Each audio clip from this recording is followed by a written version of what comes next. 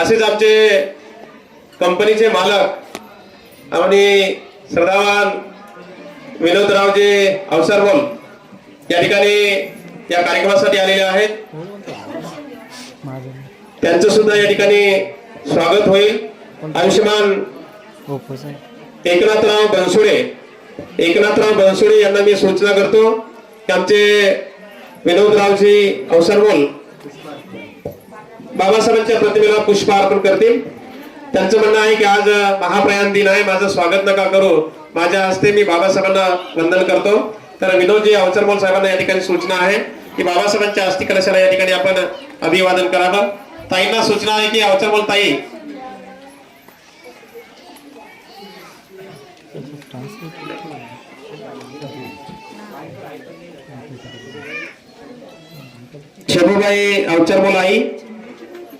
छबाबाई अवचरबोल आई यांना सूचना आहे की आपण समोर यायचं आहे. प्रेम अवसरबोल परिवार अतिशय MIDC एरिया रांजणगाव या ठिकाणी साहेबांच्या 2-3 कंपन्या आहेत, फार मोठे उद्योजक आहेत ते, आणि दरवर्षी पावसाळ्याच्या धम्म परिस्थितीला त्यांचं सहकार्य असते.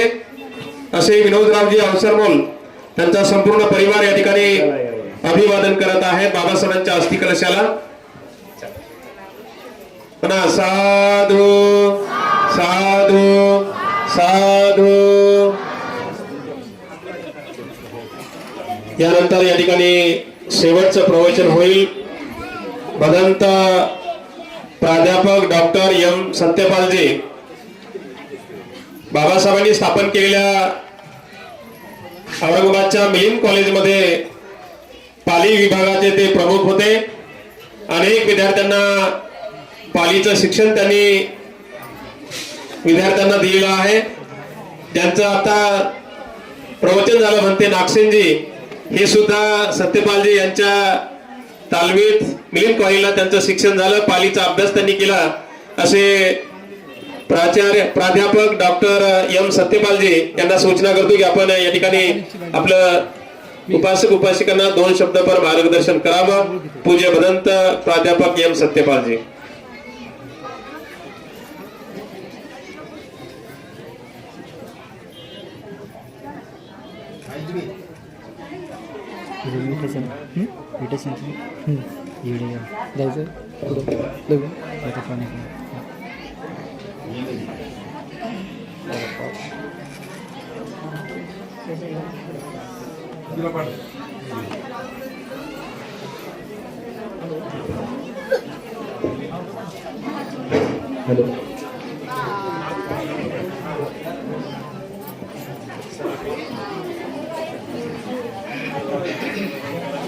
सर्वांनी खाली बसायचं. सर्वांनी खाली बसा.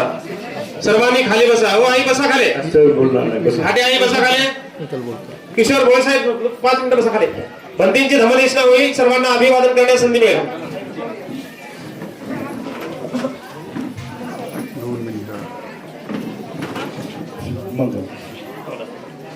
साधू साधू साधू म्हणतेंची धमदेशना आहे का?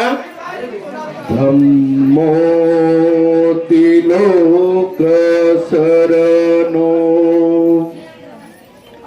परमो रसानं धम्मो महद्धरत्नो रत्ने सुलोके धम्मोति भव दुःख विनाश हेतु धम्मं समाचरथ जागरिकानो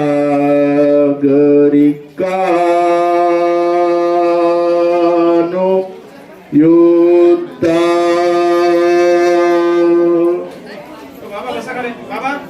महाकारुणिक तथागत भगवान बुद्ध हॅलो या ठिकाणी कोणी येणार नाही, वंदन करायचं आहे सर्वांना, लाईन मध्ये सर्वांना अभिवादन करता येईल, प्रत्येकाने या ठिकाणी वंदन करण्यासाठी सर्वांना संधी मिळणार आहे. भंतेंची धम्मदेशना चालू आहे, आपसामध्ये कोणी बोलू नये. विश्वरत्न बोधिसत्व डॉक्टर बाबासाहेब आंबेडकर विश्वशांती बुद्ध विहार बुद्धभूमी मावसाळा या ठिकाणी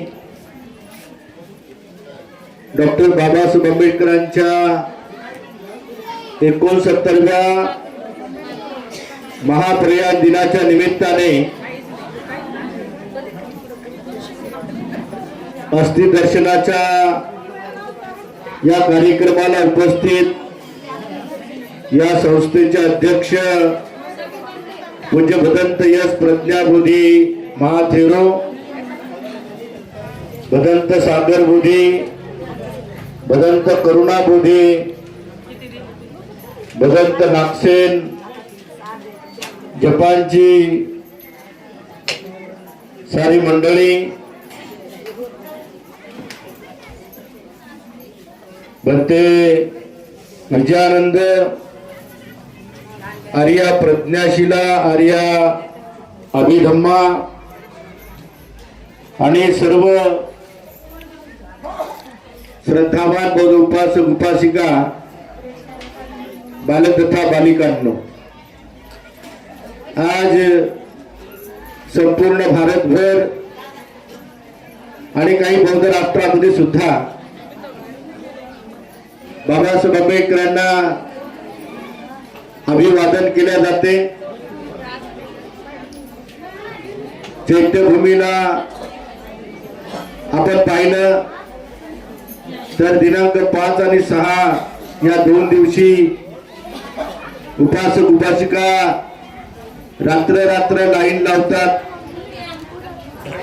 बाबासाहेब आंबेडकरांना अभिवादन करण्यासाठी आणि अभिवादन करतात.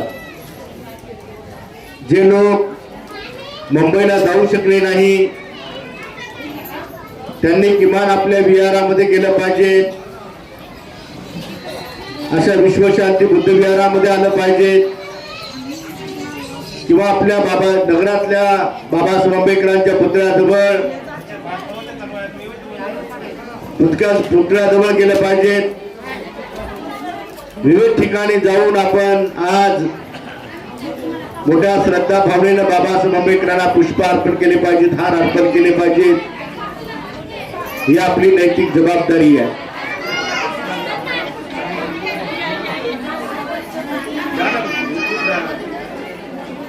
हॅलो हो आई, मध्ये काऊन उभे राहिले तुम्ही? किती वेळ सांगायचे तुम्हाला?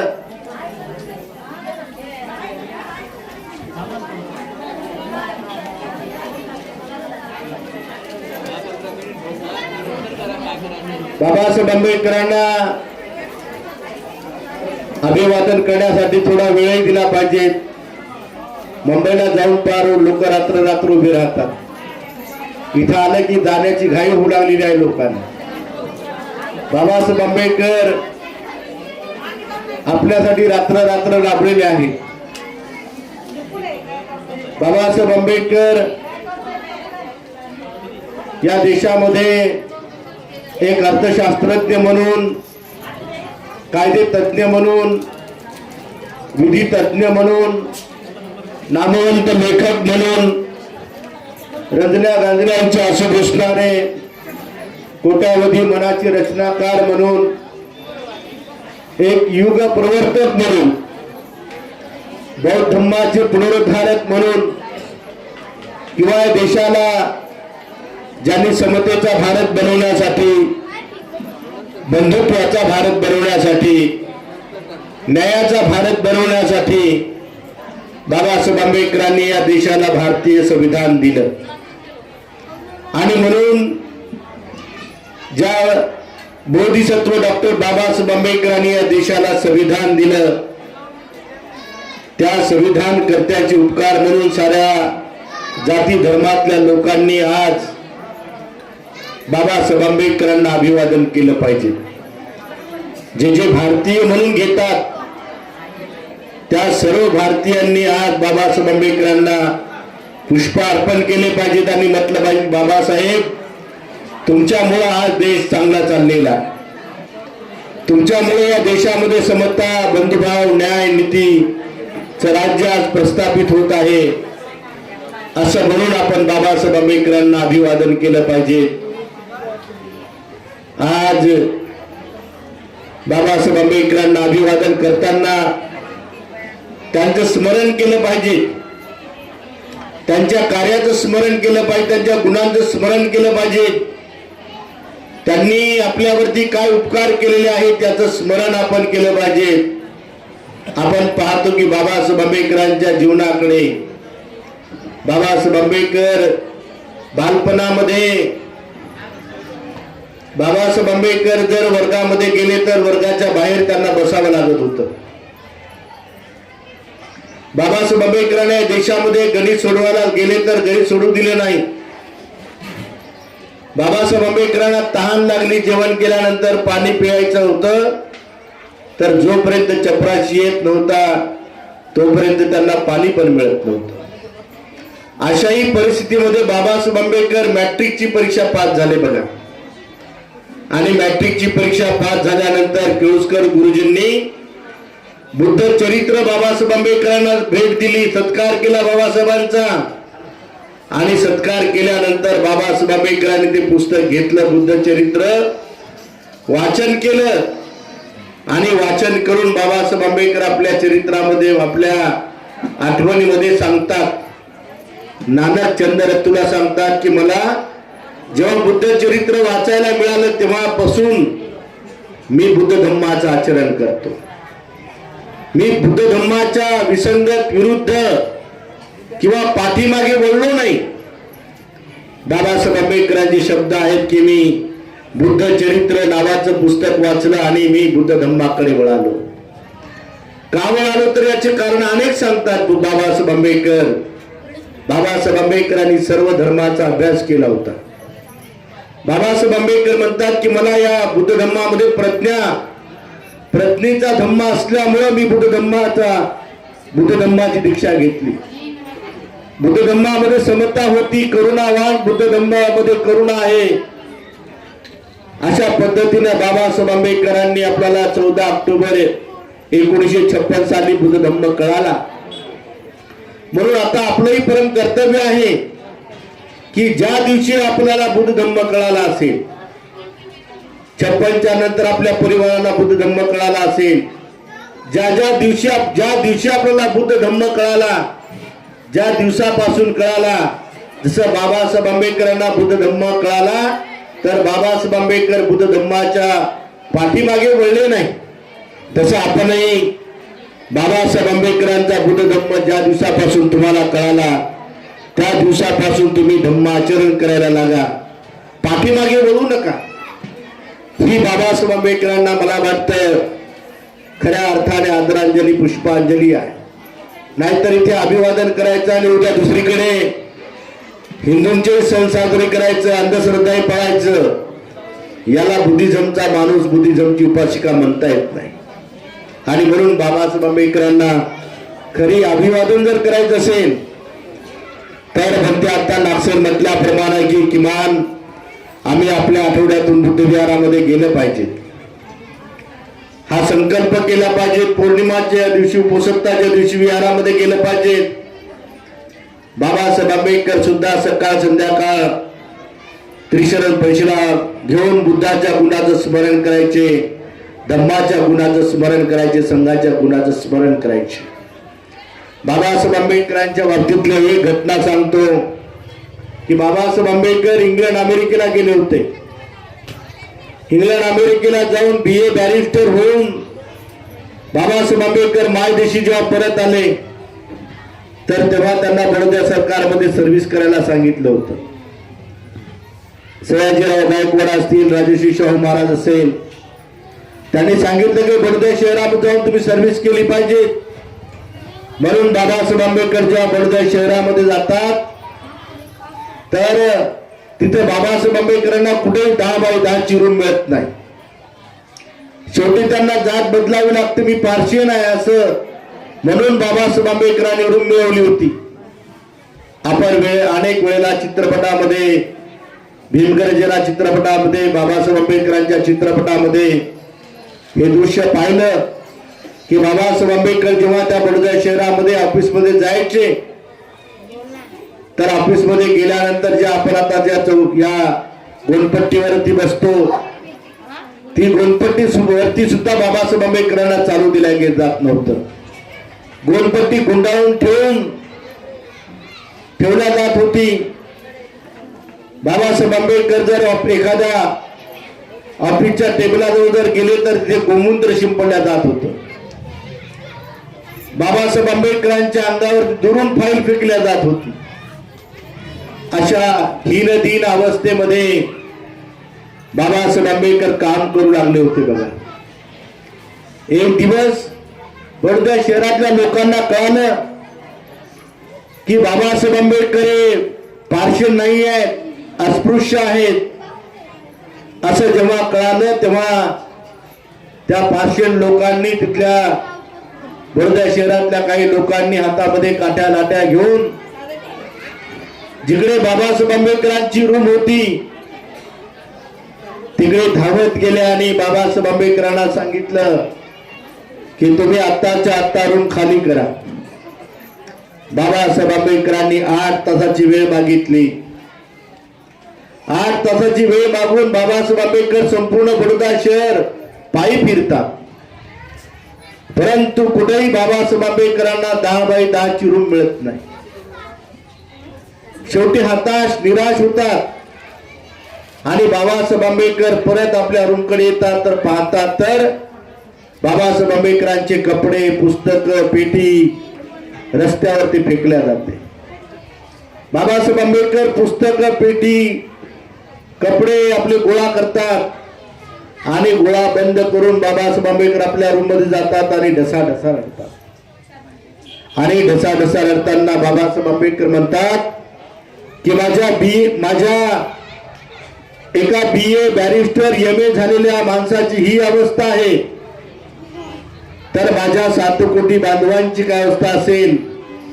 असं म्हणून बाबासाहेब आंबेडकर ढसाढसा रडतात. ह्या बाबासाहेब आंबेडकरांच्या त्यागाचं स्मरण आजच्या दिवशी आपण केलं पाहिजे. आपल्या सर्वांना माहिती आहे की बाबासाहेब आंबेडकरांनी समाजाच्या उद्धारासाठी, भारताचं संविधान लिहिण्यासाठी आपले 4 लेकरं गमावलेले आहेत.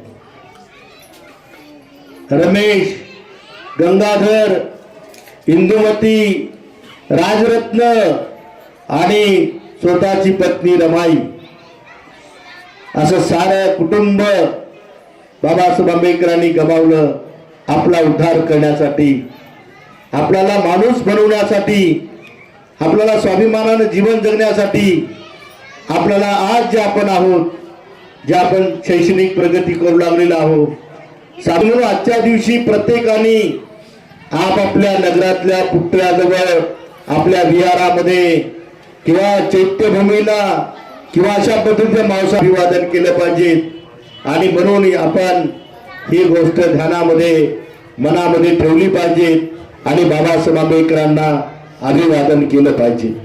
आजच्या या मंगलमदिनी बाबासाहेब आंबेडकरांना अभिवादन करताना आपण सर्वजण आज मावसाळा या ठिकाणी येऊन इथे बाबासाहेब आंबेडकरांच्या अस्थी ठेवलेल्या आहेत. त्याचंही रीतसरपणे शांततेनं आपण दर्शन घेऊन बाबासाहेब आंबेडकरांना पुष्पांजली अर्पण करून बाबासाहेब आंबेडकरांच्या धम्मचौरीला पुढे आणि पुढे नेण्यासाठी, मावसाळा या भूमीचा विकास करण्यासाठी आपण यथोचित सत्कार केला पाहिजे, यथोचित दान देऊन आपण पुण्य संपादन केलं पाहिजे, बाबासाहेबाला अभिवादन केलं पाहिजे आणि अभिवादन करून आपण सदैव धम्माचरण करण्याचा संकल्प केला पाहिजे. आपल्या मुलावरती, मुलींवरती चांगले संस्कार दिले पाहिजे. कोणत्याही प्रकारचं व्यसन, ज्या बाबासाहेब आंबेडकरांनी संपूर्ण आयुष्यामध्ये दारूचा थेंब सेवन केला नाही, कोणतेही व्यसन बाबासाहेब आंबेडकरांनी व्यसन केलं नाहीये. ते व्यसन जर काही लोक घेत असतील तर दारूचं व्यसन आपण सोडलं पाहिजे. आज संसारातले अनेक लोक, अनेक तरुण वाया जात आहेत. बघा, खेड्यापाड्यामध्ये आणि म्हणून आपण कोणत्याही प्रकारचं आशीर्वाद देतील. पूज्य भदंत प्राध्यापक डॉक्टर एम सत्यपाल यांनी बाबासाहेबांनी आपल्यासाठी किती कष्टा खाल्ल्या, किती अपमान सहन करावा लागला, किती त्रास सहन केला. त्यांचे 4 मुलं दगावली, पत्नी दगावली. त्यामुळं आज आपल्याला हे दिवस आलेले आहेत. आणि म्हणून आपण धम्माचे आचरण केलं पाहिजे. आपण मागे नाही फिरलो पाहिजे. भंतेजीने हा एक महत्वाचा संदेश दिला. आम्ही बघतोय समाजामध्ये भंतेजींना लग्नविधीला बोलावतात, भंतेच्या हातानं मंगलप्रणय विधी लावून घेतात आणि दुसऱ्या दिवशी नवरी नवरदेव चालले दुसरीकडेच. इकडे बौद्ध म्हणायचं, बौद्ध म्हणून घ्यायचं, जैन म्हणायचं, भंतेच्या हातानं लग्नविधी लावायची. भंतेजीला बार बार लग्नविधी लावेपर्यंत बोलवायचं आणि लग्नविधी लागली का जवळ कोणी येत नाही. मात्र हे आमचे अनुभव आहेत. आणि म्हणून आपण धम्माच्या विसंगत विरुद्ध आचरण करता कामा नये. 22 प्रतिज्ञांचं काटेकोरपणे पालन केलं पाहिजे. बाबासाहेबांचा त्याग लक्षामध्ये घेतला पाहिजे. हा महत्वाचा संदेश भंते डॉक्टर एम सत्यपालजी यांनी त्यांच्या प्रवचनातून तुम्हाला संदेश दिलेला आहे.